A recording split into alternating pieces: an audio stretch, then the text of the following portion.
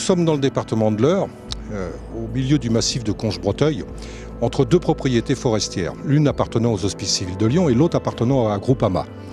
Ces forêts ont toujours été gérées par l'homme et sont constituées essentiellement de taillis sous-futés. Le taillis est constitué de charmes, de bouleaux et au-dessus, l'étage dominant, nous avons des chênes et des hêtres en majorité. Pour fournir un arbre de charpente, pour citer l'essence chêne, puisqu'on fait aussi de la charpente avec du résineux, mais là aujourd'hui le sujet c'est le chêne, un arbre doit être le plus droit possible, sans trop de nœuds. On tolère quelques nœuds, mais des nœuds sains et petits. Il faut que son fil soit le plus droit possible, c'est rédhibitoire d'avoir du fil tordu, du fil torse, comme on dit dans le métier.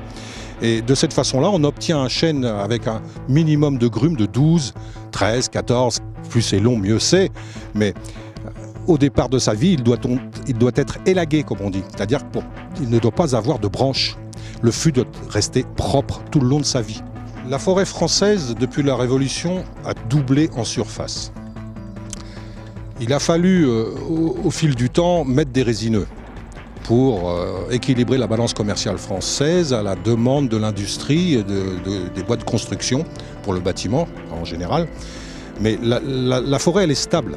On ne peut pas dire qu'elle régresse. Au contraire, elle a la même tendance à augmenter, puisqu'on reboise des terrains pauvres.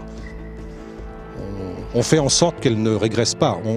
Les forestiers en France assurent la pérennité de la forêt. Ils sont les garants de cette pérennité.